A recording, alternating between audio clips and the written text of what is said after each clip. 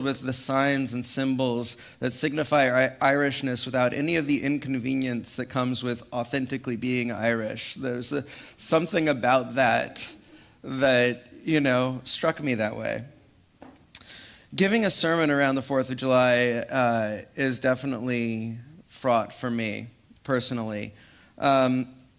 So, as I was saying, I'm afraid that I might be speaking a little bit more out of my own heart than out of a conversation with God's Word and God's Spirit. A big part of that really has to do with the way that I grew up in a Christian nationalist context, which wasn't so much people talking about how you had to be Christian to be American as it was with the little symbols, the little practices. Every 4th of July Sunday, for example, it was a sort of a patriotic service. We would sing songs like God Bless America, America the Beautiful.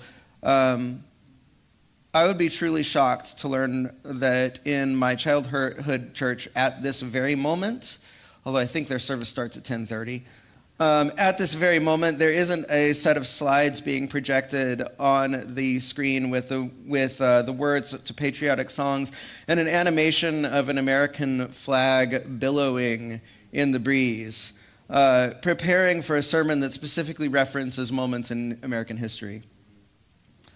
Hey. Which leads me to my own prompt for today's sermon. A piece of American history that's unlikely to be referenced in my home church where I grew up. 173 years ago yesterday, on July 5th, 1852, Frederick Douglass stood at an event in Rochester, New York, his hands shaking with a mix of nerves and rage. He was 35 years old, having escaped slavery at the age of 20, but only a few years earlier in 1848, formally purchasing his freedom so that he could return to the United States from Britain.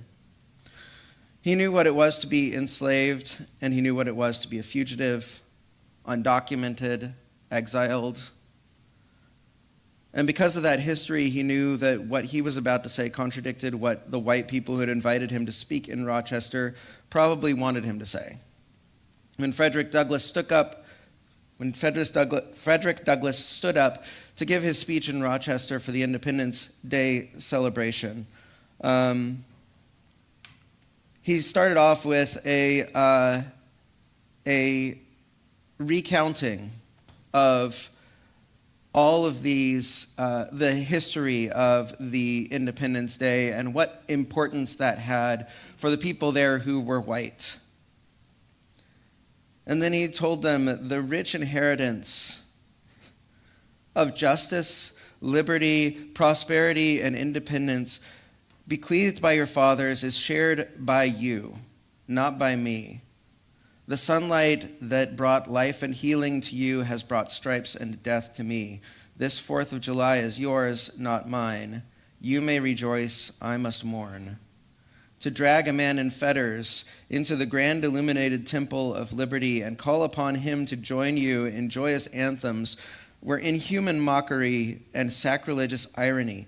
Do you mean, citizens, to mock me by asking me to speak today?